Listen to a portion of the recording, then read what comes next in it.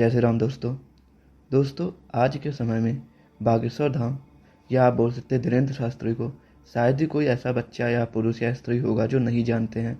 सभी लोग बागेश्वर धाम धीरेन्द्र शास्त्री को जानते हैं।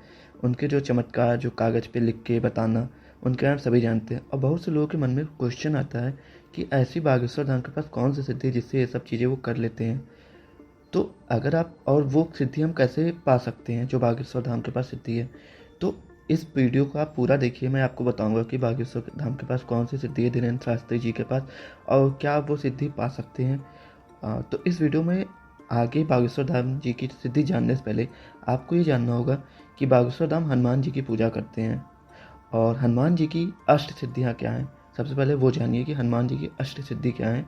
उसके बाद हम लोग जानेंगे कि बागेश्वर धाम जी के पास कौन सी सिद्धि है। तो जैसा कि हनुमान चालीसा में एक चौपाई आती है, अष्ट सिद्धि नवनिधि के दाता। इसका अर्थ है कि हनुमान जी के पास 8 प्रकार की सिद्धि और 9 प्रकार की निधियाँ हैं। लेकिन आज हम लोग इस वीडियो में हनुमान जी की 8 सिद्धियों के बारे में बात करेंगे और उसके बाद हम आपको ये बताएंगे कि बागेश्वर धाम धीरेन्द्र शास्त्री जी के पास कौन सी सिद्धि है। तो जो 8 सिद्धियाँ शास्त्रों में बताई गई हैं वो इस प्रकार है। ये है अणिमा महिमा चेव लगिमा गरिमा तथा प्राप्ति प्राकम्मी चित्वम वशिष्ठम चाष्ट सिद्धिया।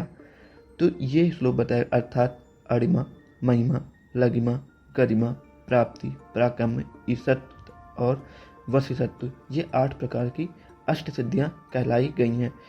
अब इनके बारे में थोड़ा सा जान लेते हैं कि इन सिद्धियों को प्राप्त करने पे आप क्या बन सकते हैं और ये सिद्धियाँ आपको हनुमान जी की पूजा से प्राप्त होंगी विधि विधान से करने पे। तो अणिमा क्या होती है? इस सिद्धि की मदद से साधक अणु के समान सूक्ष्म रूप धारण कर सकता है। अपनी इसी शक्ति का प्रयोग कर हनुमान जी ने लंकनी नामक राक्षसी से बचकर लंका में प्रवेश किया था। इसी शक्ति के द्वारा हनुमान जी अति सूक्ष्म रूप धारण कर सकते हैं। आई रावण की यज्ञशाला में प्रवेश करने के लिए हनुमान जी ने इसी शक्ति का उपयोग किया था। इस सिद्धि के बल पर हनुमान जी कभी भी अति सूक्ष्म रूप धारण कर सकते हैं। रामायण ने कई स्थानों पर हनुमान जी ने अणिमा के बल पर अलग अलग आकार धारण किए हैं। फिर उसके बाद आती महिमा सिद्धि। इस सिद्धि के बल पर साधक विशाल रूप धारण कर सकता है। अपनी इसी शक्ति के बल पर हनुमान जी ने सुरसा के समक्ष अपना आकार 1 योजन बड़ा कर लिया था। माता सीता को अपनी शक्ति का परिचय देने के लिए हनुमान जी ने अपना आकार बहुत विशाल बना लिया था। लंका युद्ध में कुंभकर्ण से युद्ध करने के लिए हनुमान जी ने अपना आकार उसी के समान विशाल कर लिया था। जब लक्ष्मण के प्राण बचाने के लिए संजीवनी बूटी को हनुमान जी को पहचान नहीं पाए, तो इसी सिद्धि के बल पर हनुमान जी ने विशाल रूप धारण कर पूरे पर्वत शिखर को उखाड़ लिया था। महाभारत में भी और अर्जुन को घमंड तोड़ने के लिए हनुमान जी ने अपना विराट स्वरूप इसी शक्ति के बल पर धारा था। इसी सिद्धि से हनुमान जी ने बचपन में सूर्य को निकल लिया था। फिर आती है गरिमा सिद्धि। इस सिद्धि से साधक अपना भार बहुत बढ़ा सकता है। इसमें उनका रूप तो समान नहीं रहता है किंतु उनका भार किसी पर्वत की भांति हो जाता है। इसी सिद्धि के बल पर हनुमान जी ने अपनी पूंछ का भार इतना बढ़ा लिया था कि भीम जैसे महाशक्तिशाली योद्धा भी उसे हिला नहीं सके। लंका युद्ध में भी ऐसे कई प्रसंग है जब कई राक्षस मिलकर हनुमान जी को डिगा नहीं सके। लघिमा सिद्धि। इस सिद्धि से साधक अपने शरीर का भार बिल्कुल हल्का कर सकता है। इसी सिद्धि के बल पर हनुमान रुई के समान हल्के हो जाते थे और पवन वेग से उड़ सकते थे। रामायण में भी ऐसी बहुत सी कथाएं वर्णन है कि जब हनुमान अशोक वाटिका पहुंचे तो जिस वृक्ष के नीचे माता सीता थी उसी वृक्ष के एक पत्ते पर हनुमान इस सिद्धि के बल पर बैठ गए। कहा जाता है कि हनुमान जी की इसी सिद्धि के कारण उनके द्वारा श्री राम लिखने पर पत्थर इतने हल्के हो गए कि वह समुद्र पर तैरने लगे और उसी सेतु पर वानर सेना ने समुद्र को पार किया। फिर आती हम लोग की प्राप्ति सिद्धि। प्राप्ति सिद्धि। इस सिद्धि की सहायता से साधक किसी भी वस्तु को तुरंत ही प्राप्त कर सकता है। अदृश्य होकर बेरोक टोक कहीं भी आ जा सकता है और किसी भी पशु पक्षी की भाषा समझ सकता है।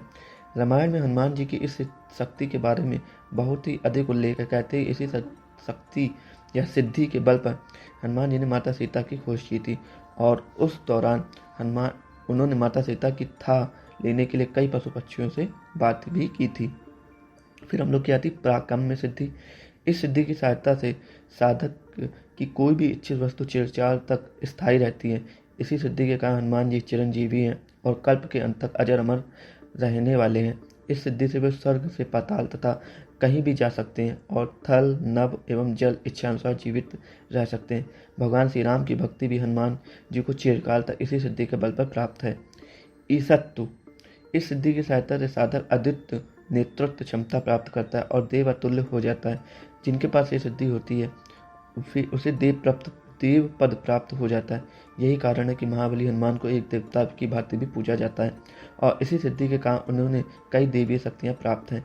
हनुमान जी के नेतृत्व क्षमता के बारे में कुछ कहने की आवश्यकता नहीं है। इसी नेतृत्व के बल पर हनुमान जी ने सुग्रीव की रक्षा की, श्री राम से उनकी मित्रता करवाई और लंका युद्ध में पूरी वानर सेना का मार्गदर्शन किया। लास्ट सिद्धि हम लोग की वशिष्ठ। इस सिद्धि की सहायता से साधक किसी को भी अपने वश में कर सकता है। साथ ही साथ साधक अपनी सभी इंद्रियों को अपने वश में रख सकता है। इसी सिद्धि के कारण पवन पुत्र हनुमान जी जितेंद्रिय और ब्रह्मचारी होकर अपने मन की सभी इच्छाओं को अपने वश में रखते हैं। इसी सिद्धि के कारण हनुमान जी किसी को भी अपने वश में कर सकते हैं और उनसे अपनी बात मनवा सकते हैं। तो ये तो हनुमान जी की अष्ट सिद्धियाँ हैं। अब हम लोग जानते हैं कि जो बागेश्वर सरकार है उनके पास कौन सी सिद्धि है। तो एक आती है जो इन सिद्धियों के अलावा होती है दिव्य दृष्टि सिद्धि। जो 16 सिद्धियाँ और होती हैं उनमें एक दिव्य दृष्टि सिद्धि होती है। वो क्या होती है? दिव्य दृष्टि सिद्धि का तात्पर्य है कि जिस व्यक्ति के संबंध में भी आप चिंतन किया जाए उसका भूत, भविष्य और वर्तमान एकदम सामने आ जाता है। आगे क्या करना है और कौन सी घटनाएं घटित होने वाली हैं, इसका ज्ञान होने पर व्यक्ति दिव्य दृष्टि युक्त महापुरुष बन जाता है। अब ये सिद्धि कैसे प्राप्त कर सकते हैं? इसको कहीं कहीं पे कर्ण सिद्धि भी बोला गया है। अब ये कर्ण सिद्धि प्राप्त करने के लिए आप देवताओं, यक्ष यक्षिणी या पिशाच से पा सकते हैं।